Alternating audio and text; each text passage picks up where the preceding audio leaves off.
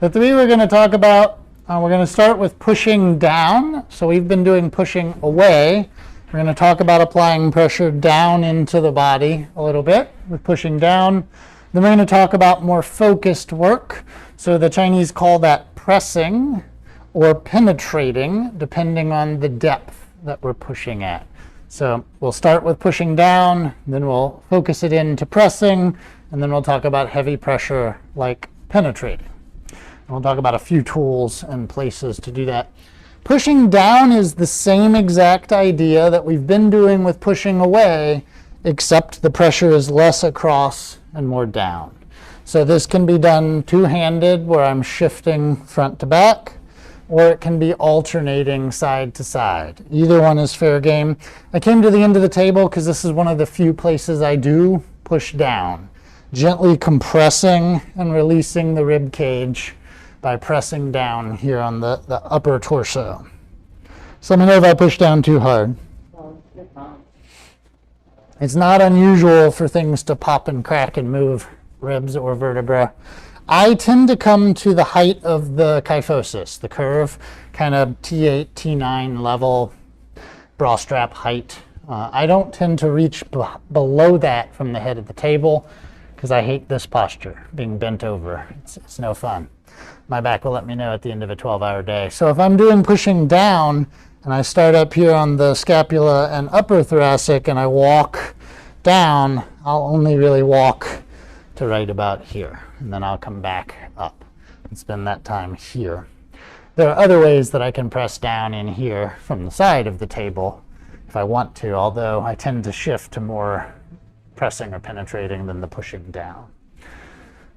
If you're feeling accomplished with the alternating pushing and this pushing down, there is one that we call cat's paw or making biscuits, that all it is pushing down with a palm spread. So while I'm pushing down, I'm stretching the fingers apart, and on its way back up, I'm gently grasping and lifting on the tissue back up. So I'm pushing down and grasping, pushing down and grasping, just kneading the person's soft tissue. That's more to coordinate than just the pushing down. So if that gives you difficulty, just stick to push down, push down, push down. And your hands can shift and adjust whatever the posture is on the body you're working on that's comfortable. They don't have to be here. If they're more comfortable externally rotated, that's fine as long as you're not too cramped and closed down. So that's pushing down. If we're trying to work a specific spot, so like say we come in and we find a QL that's tight or iliocostalis over here that's tight, and there's a specific area we want to work, we can work all those with the tools we've been using. But if I want to apply just focused pressure, I tend to use that forward to back weight shift, and I'll pick the tool that fits best for that area. So for this QL iliocostalis area, for me, that's usually that fifth metacarpal head, and I'll place it in that spot that was taut, and I will push out of my back leg and apply that pressure through the arm, holding usually static pressure for a bit. That can be done with or without jostling. We haven't really talked about jostling, but everybody's familiar with gentle shaking motions, I hope.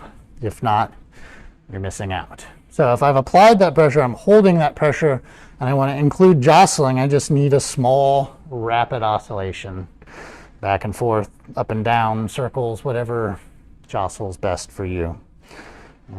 Is that pressure too much? Okay. If I'm working the bottom end of the QL, then it may be a better angle to face this direction, or I might face straight in, or I may choose another tool like my olecranon, my elbow. So I may find that spot. Again, this is where a lift table is your friend. Find that spot and still push out of my back leg and push myself forward to create that pressure. If you like jostling, that can be done in this position with the light bulb twist. Just turn the forearm back and forth to create a little jostle. Some people like to do it with the hand hanging down. I'm always worried I'm going to smack myself in the face that way. I do the light bulb, but whatever works best for you. If we're trying to put really heavy pressure, we're crossing from pressing into penetrating. So if I'm working in the hip and I'm trying to affect like the piriformis, and I'm down using elbows or pisiform or fifth metacarpal head, whatever tool fits best, I'm going to find the taunt area that I'm working, and I'm applying as much pressure as I need to get down to that level. In the hip, that can be quite a bit. We're going to talk about tomorrow, and even more so on Monday, moving around the parts of the body we're working on, especially with the hip and the neck. But as far as just basic technique, penetrating is just that deeper level of pressure. Technically, the tool is irrelevant. It can be the knuckle. I use my second pip joint a fair bit to penetrate into heavier spots that I need to work deeply.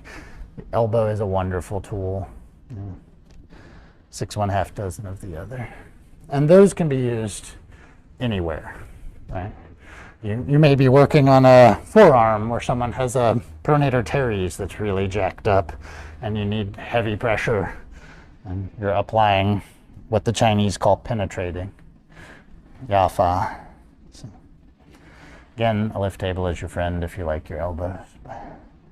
And anytime I'm doing pushing down, pressing, or penetrating, jostling is an option.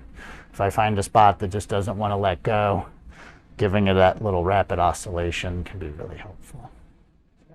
So I'll write these on the board, but we have pushing down with or without our cat's paw variation, pressing and penetrating using whatever tools you're comfortable with. I like the fifth metacarpal head. I like the elbow. This pip joint is also fair game. Some people like to use all the pip joints, especially like in the hip. That's fine as well. Just recognize that if I'm pressing into soft tissue and just pushing down into a muscle, I'm in that pressing range of motion or depth. If I'm trying to push down basically to the bone, then I'm doing penetrating officially.